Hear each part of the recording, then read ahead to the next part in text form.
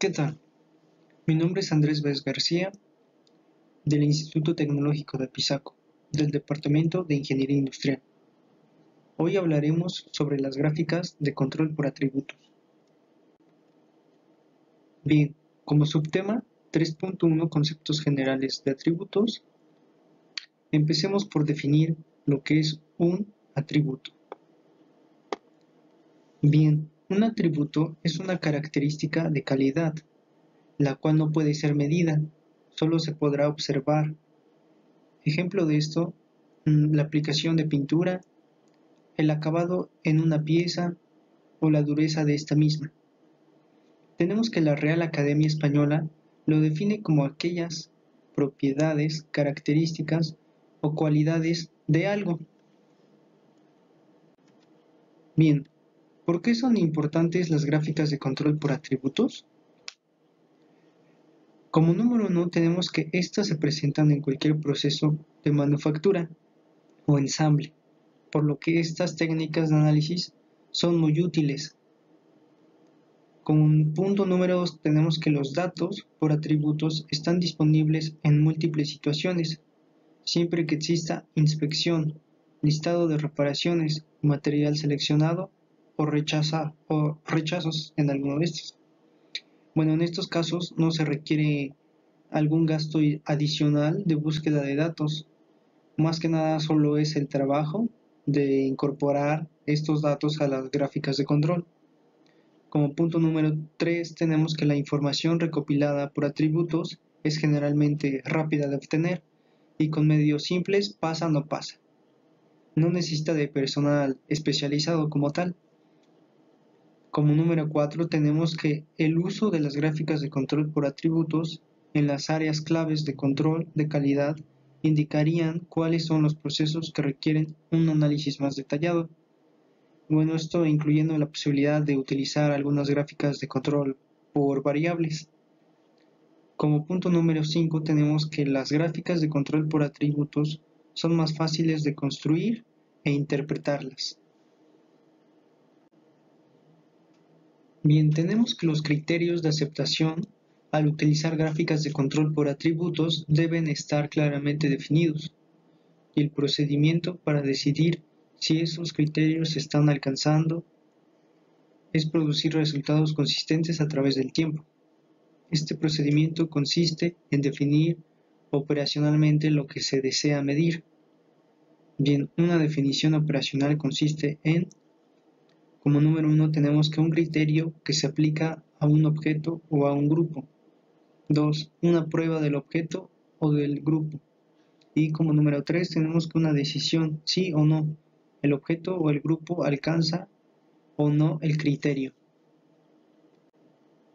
Aquí como terminología de este subtema tenemos que la unidad mal conformada se define como una unidad o servicio que tiene, cuando menos, una separación de una característica de calidad a partir de un nivel o estado deseado y que ocurre con una severidad suficiente para ocasionar que un producto o servicio asociado no cumpla con un requisito de especificación.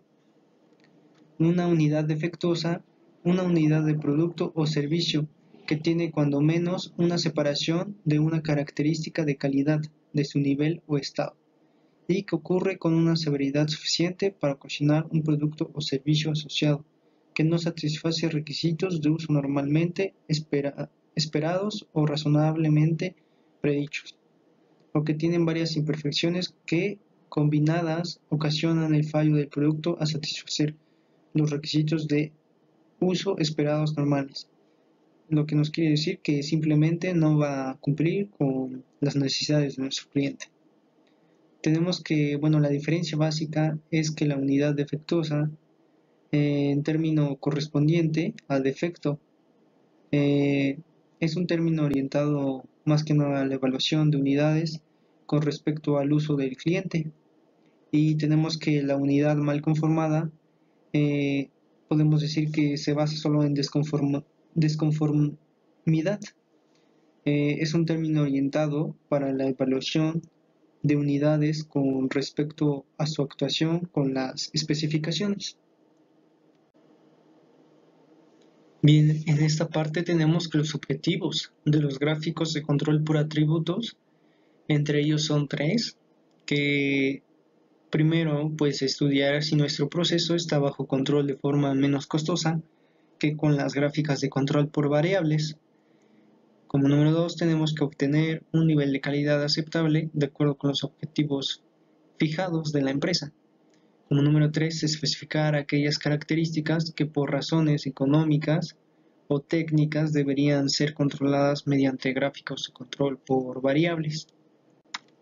Entonces tenemos que, dado que el producto defectuoso puede tener uno o más defectos o el número de productos defectuosos, en ambos casos el estudio se hará mediante muestras que podrán ser de tamaño constante o variable, lo cual genera los cuatro tipos de gráficos que aparecen en la siguiente tabla. Bueno, todos ellos se basan en definir los límites de control a una distancia de 3 desviación de su valor central, que será la media de lo que se quiere controlar en sí. Bueno, su fórmula, límite de control es igual a valor central más menos 3 desviaciones. Bueno, aquí tenemos nuestra tabla que nos dice que en base de control tenemos como número de piezas defectuosas y número de defectos. Dentro de nuestro tamaño de muestras se encuentran lo que son constante y variable. En constante tenemos que son gráficos NP o gráfico C. En variables tenemos que es gráfico P o gráfico U. Bien, aquí adelante les muestro el formato a utilizar para este tipo de gráficos. Bueno, en el control de proceso se hará de manera análoga, que es como lo muestro aquí. Se debe usar este formato, el cual previamente se llena y se analiza. Posteriormente, la utilización de sus fórmulas, que son estas, y que más adelante iremos desglosando cada una de ellas. Tenemos que como subtema 3.2, que nos habla sobre la elaboración e interpretación de gráficas por atributos, nos menciona los siguientes pasos. Establecer los objetivos de control estadístico del proceso. ¿Esto para qué? Bueno, con la finalidad de establecer qué se desea conseguir con la aplicación de la gráfica de control. Como punto número 2 tenemos que identificar la característica a controlar. Bueno, en este caso es absolutamente necesario determinar qué característica o atributo del producto o proceso se va a controlar para conseguir satisfacer las necesidades de información establecidas de acuerdo a nuestro objetivo, ¿no? Que tenemos como punto número 1. Como punto número 3 tenemos que determinar el tipo de gráfica de control que es conveniente utilizar. Aquí mencionamos, bueno, consideramos los siguientes aspectos: tipo de información requerida, la característica del proceso, característica del producto, el nivel de frecuencia de las unidades no conformes o disconformidades. Como número 4 tenemos que elaborar el plan de muestreo. Bueno, aquí más que nada es el tamaño de muestra, la frecuencia de muestreo y número de muestras. Tenemos que las gráficas de control por atributos requieren generalmente tamaños de muestras pues grandes para poder detectar cambios en los resultados. Para que el gráfico pueda mostrar pautas analizables, el tamaño de muestras será lo suficientemente grande. Esto puede ser entre 50 y 200 unidades o incluso mayor, con el fin de tener varias unidades no conformes por muestra, de forma que puedan observarse como cambios significativos que no sean favorables. Y bueno, aquí el tamaño de cada muestra oscilará entre más menos 20% respecto al tamaño medio de nuestras muestras. Bueno, aquí tenemos como número 5 recoger los datos según el plan establecido. Bueno, aquí pues se tendrá un especial cuidado que la muestra sea aleatoria y representativa de todo el periodo de producción o lote del que se está extrayendo esta información, y cada unidad de la muestra se tomará de forma que todas las unidades del periodo de producción o lote tengan la misma probabilidad de ser extraídas. Eh, bueno, también se indicarán que las hojas de datos con información y circunstancias que sean relevantes en la toma de estos datos. Como punto número 6 tenemos que calcular la fracción de unidades. Esto pues para cada muestra se registran los siguientes datos, que podría ser el número de unidades inspeccionados, que lo identificamos con la letra N, el número de unidades no conformes, la fracción de unidades no conformes, el número de defectos de una pieza, la fracción de defectos por pieza. Estos son algunos que deben ser considerados. Como punto 7 tenemos que calcular los límites de control. Bueno, aquí tenemos que las fórmulas para estos cálculos pues se encuentran en el formato, bueno, en la hoja anterior que ya les mostré, y bueno, que a continuación se van a mostrar más detalladamente. Como punto número 8 tenemos que definir las escalas de la gráfica. Bueno, aquí en es algo importante. Tenemos que en el eje horizontal representa el número de la muestra en el orden en que ha sido tomada, y dentro de nuestro eje vertical representa los valores de la fracción de unidades, y tenemos nuestra escala de eje, que este irá desde 0 hasta 2 veces la fracción de unidades no conformes máxima. Como 9 tenemos que representar el gráfico, simplemente la línea central y los límites de control. Como punto número 10, incluir los datos pertenecientes a las muestras en la gráfica. Esto pues con el fin de representar cada muestra con un punto, buscando la intersección entre el número de la muestra, que va a ser en este caso nuestro eje horizontal, y el valor de su fracción de unidades no conformes, que posteriormente es nuestro eje vertical.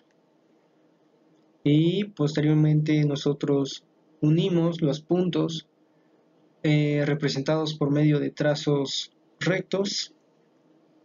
Como punto número 11 tenemos la comparación de los datos de construcción de la gráfica de control, y como punto número 12, que es el análisis e interpretación de nuestros resultados de nuestra gráfica de control.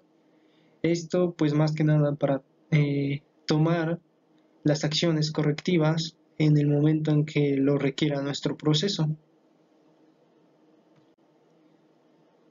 Bien, ahora nos adentramos a las gráficas, a los tipos de gráficas que ya hemos mencionado anteriormente. Entonces tenemos que este está dentro de nuestro apartado 3.2.1, en este caso es gráfico P. Bueno, en este especialmente nos sirve para controlar el número de productos defectuosos, utilizando muestras que pueden ser de tamaño constante o variable.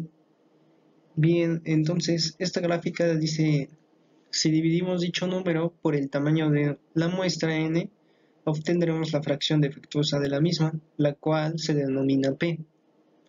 Esta se calcula dividiendo el número de artículos defectuosos que existan en la muestra entre el tamaño de la misma, n en este caso. El valor central del gráfico P tendrá que ser la fracción de defectos del universo, P, que al no ser conocida se estima mediante la media de las fracciones defectuosas. En este caso sería P barra, yo la marco aquí en rojo, entonces la vamos a identificar como P barra.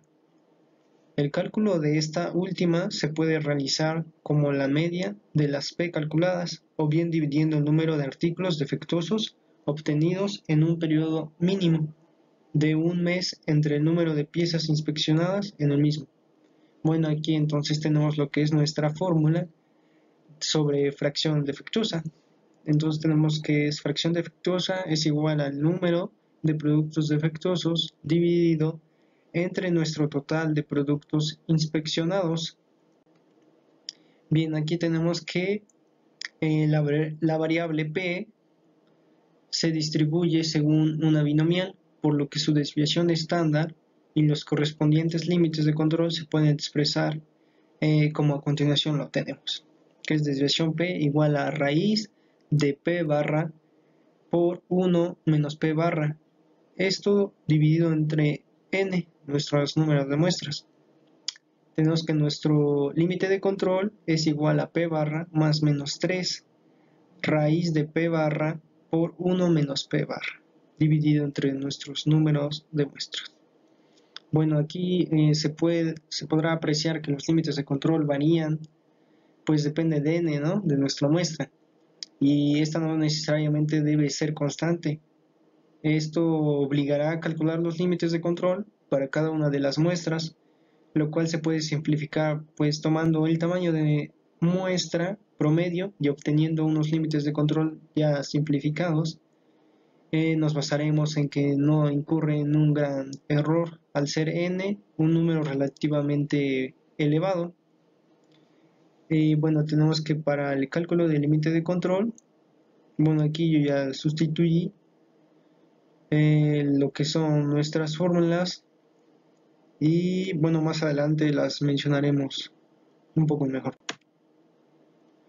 Bueno, aquí en este caso podemos concluir que el proceso no se encuentra dentro de control estadístico, debido a que, bueno, existen cambios bruscos en nuestro proceso, también pues existen puntos cercanos a los límites de control y bueno, se debe de investigar las causas por las cuales el proceso ha estado trabajando en forma errónea y buscar la eliminación de estas. Aquí como vimos, bueno, es el ejemplo en el que sustituí las fórmulas y bueno, este es el resultado que nos da. Aquí se puede ver pues el análisis de este tipo de gráfica. Bien, entonces tenemos que aquí para la gráfica de control para que nosotros podamos controlar el porcentaje defectuoso en 100p para tamaño de muestra variable. Bueno, tenemos que la gráfica de porcentaje defectuoso es idéntica que la gráfica para controlar la fracción defectuosa, solo que la escala vertical cambia porcentajes. Esto pues multiplicando la fracción defectuosa por 100. Esta gráfica la veremos para tamaño de muestras variables. Entonces, bueno, tenemos que para el caso de muestra variable hay necesidad de hacer un cálculo del límite de control por cada tamaño de muestra diferente, el cual también pues es variable. Entonces tenemos que nuestros límites de control entonces vienen dados por, tenemos la fórmula, límites de control es igual a 100 p barra más menos 3 raíz de 100 p barra por 100 menos 100 p barra. Esto dividido entre el número de nuestras muestras. Bueno, ahora entonces tenemos lo que es nuestro subtema 3.2.2, gráfico NP. Bien, pues esta gráfica nos sirve para controlar el número de productos defectuosos dentro de un proceso. Más que nada, este tipo de gráfica es prácticamente igual que la gráfica P y se aplica a los mismos casos. La diferencia es que las muestras son de tamaño constante, n, por lo que reduce los inconvenientes que presenta el caso de tener la gráfica P de tamaño de muestra variable. Bueno, tenemos que su valor central es el número de artículos defectuosos. Si P, en este caso marco a P en rojo porque significa que es P barra, así lo marcaré en estos videos. Bueno, entonces tenemos que si P barra es la proporción media de estos, multiplicando por n se tendrá el valor medio buscado. Para esta variable np barra, la desviación estándar y los correspondientes límites de control son entonces, tenemos nuestras fórmulas aquí para determinar entonces nuestros valores. Desviación np igual a raíz de n p barra multiplicado por 1 menos p barra. Y nuestra siguiente fórmula, que es nuestro límite de control np, es igual a n p barra más menos 3 raíz de n p barra multiplicado por 1 menos p barra. Ahora entonces pasamos a lo que es 3.2.3. Tenemos que es gráfico C. Bueno, esta gráfica nos sirve para controlar el proceso productivo mediante el conocimiento del número de defectos que aparecen en una muestra, obtenido de este como la suma de todos los defectos que tengan las piezas que lo componen. Bueno, dado que se considera la existencia de una gran cantidad de posibles defectos por artículo, una probabilidad relativamente baja de que se den un defecto e independencia de sucesos en los distintos artículos. La binomial que regirá el número total de defectos tiende a una distribución de Poisson, en la que la desviación típica puede expresarse como, aquí muestro la fórmula. Desviación es igual al límite n tiende a infinito, raíz de n p' multiplicado por 1 menos p'. Esto es igual al límite que n tiende a infinito, raíz de n, p' es igual a raíz de c, donde c es el número más probable de defectos por muestra. De acuerdo a lo anterior, los límites de control se pueden expresar como LC, que es igual a C barra más menos 3 raíz de C barra.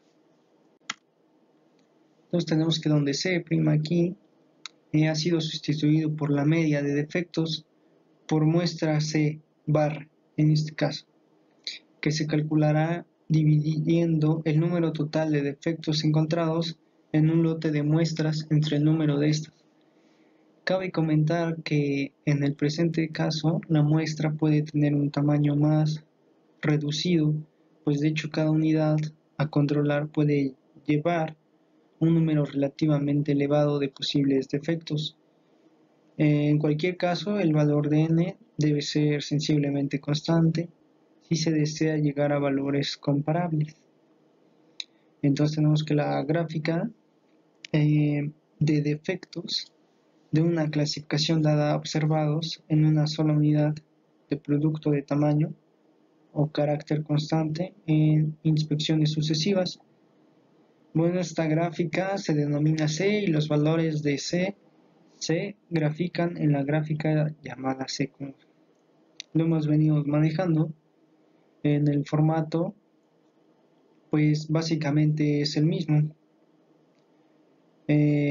Entonces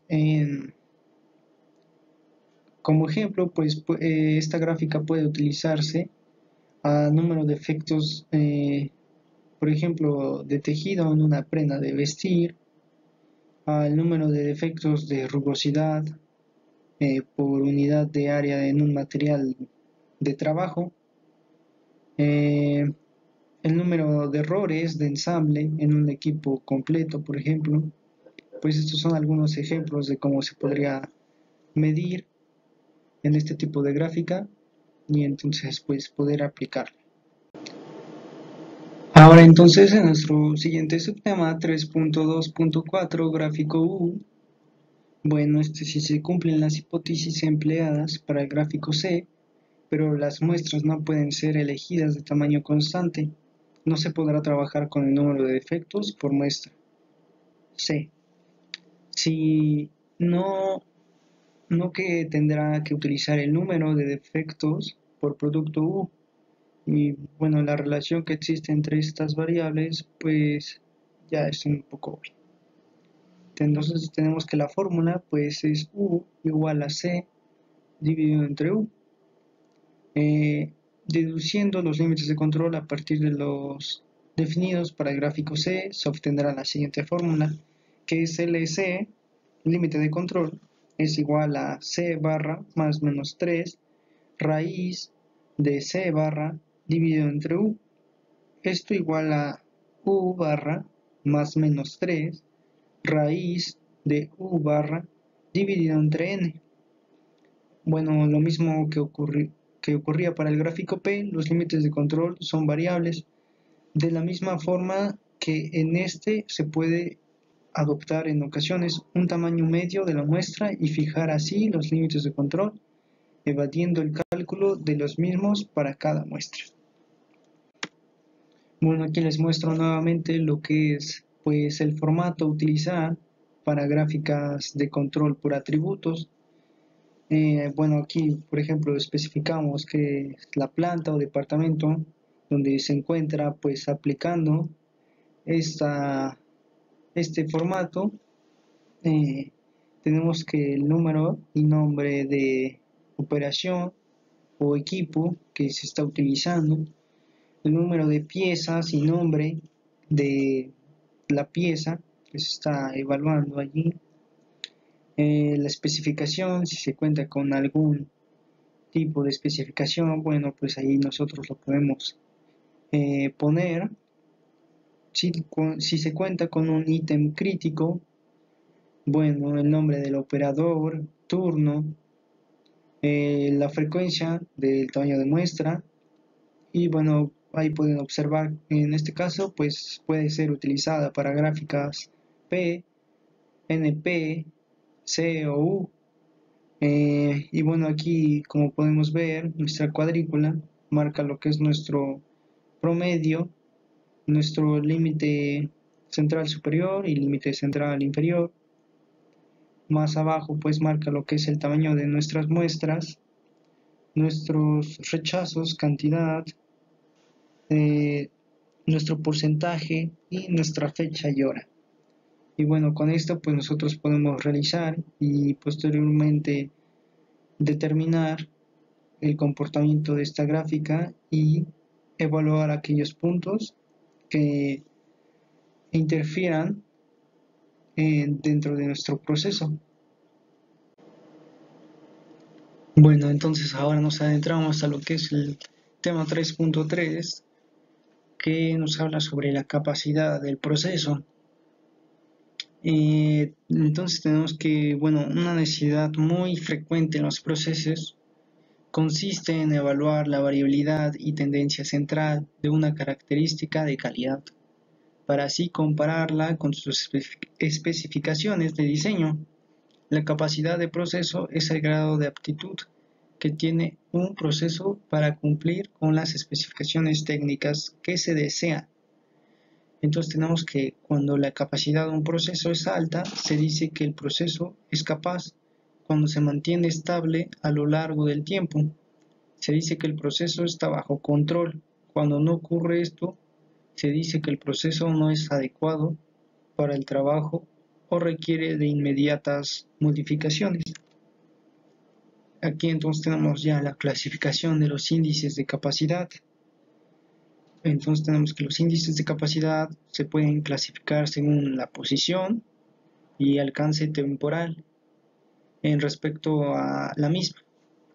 Entonces, bueno, tenemos que respecto a su posición, pues índices centrados con respecto a los límites, los índices descentrados con respecto a los límites, solo con límite superior, solo con límite inferior, respecto a su alcance temporal, que se dividen a corto plazo y a largo plazo. A corto plazo está la capacidad potencial, a largo plazo está la capacidad global.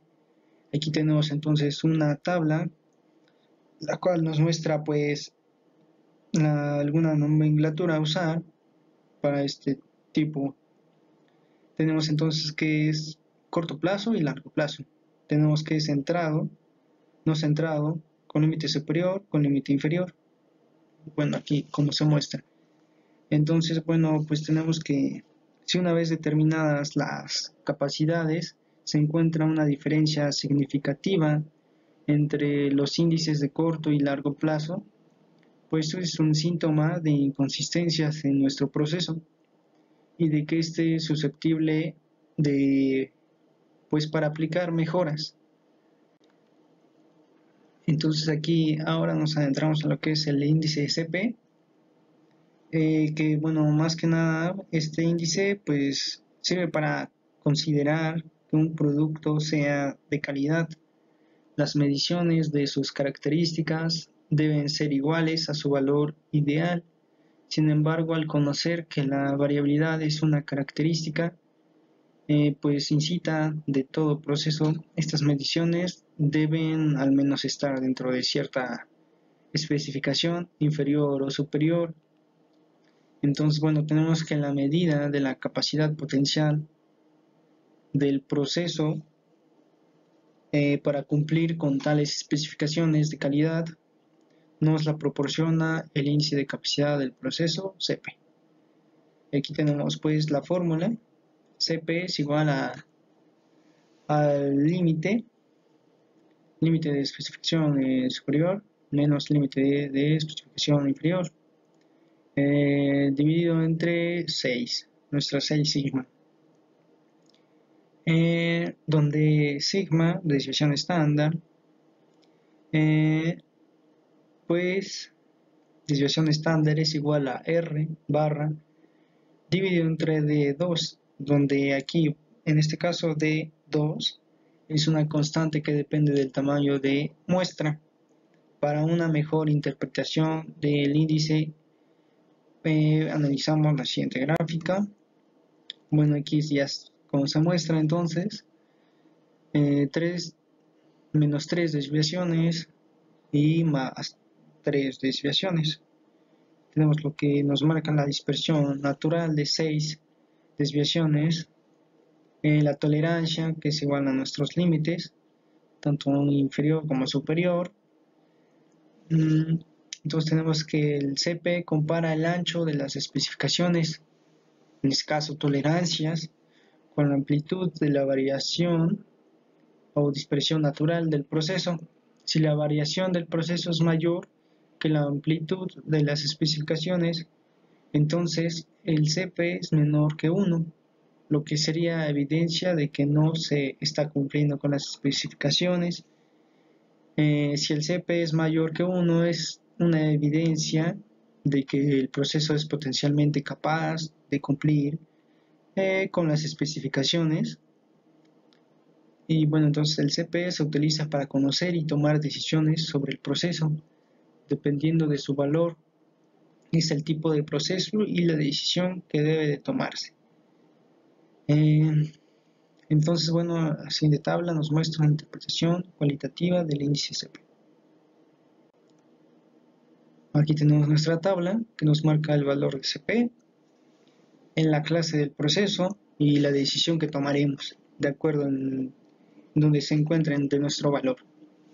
Entonces, cuando se determina que el proceso no es apto para producir las unidades dentro de las especificaciones establecidas, deben adoptarse diversas medidas, dentro de las que se encuentran, en este caso, aquí haré mención de algunas: mejorar el proceso, cambiar el proceso por uno mejor, cambiar la especificación, bueno, en este caso no es tan recomendado, rediseñar el producto, inspeccionar al 100%, pues a veces es algo ineficiente, obtener una desviación o permiso de aceptación, esto pues debe ser algo temporal, dejar de hacer el producto, pues esto creo que para nada es recomendable, ¿no?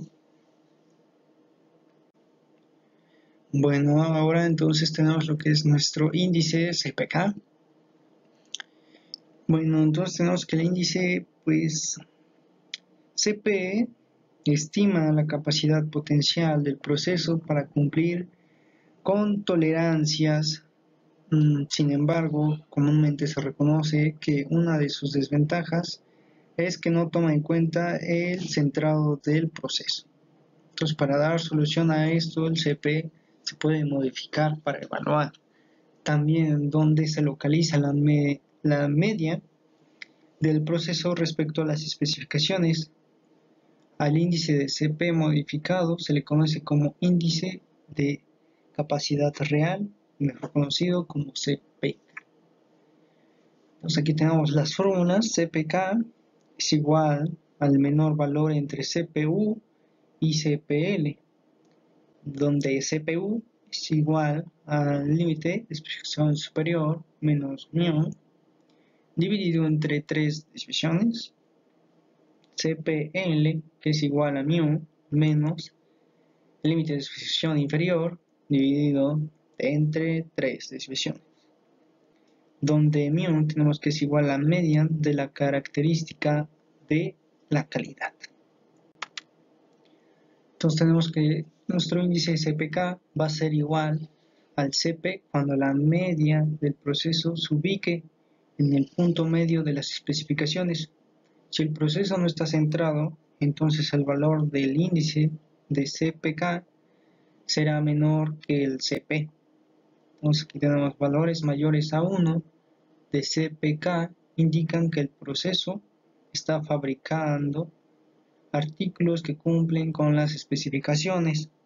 Valores menores a 1 de CPK indicarán entonces que el proceso está produciendo artículos fuera de las especificaciones. Valores de 0 o negativos de CPK indican que la media del proceso está fuera de las especificaciones. Por lo tanto, el CP mide la capacidad potencial del proceso. Aquí la diferencia, ¿no? Mientras que el CPK mide la capacidad real de nuestro proceso. Y bueno, esto sería todo. Nos vemos hasta la siguiente. Gracias.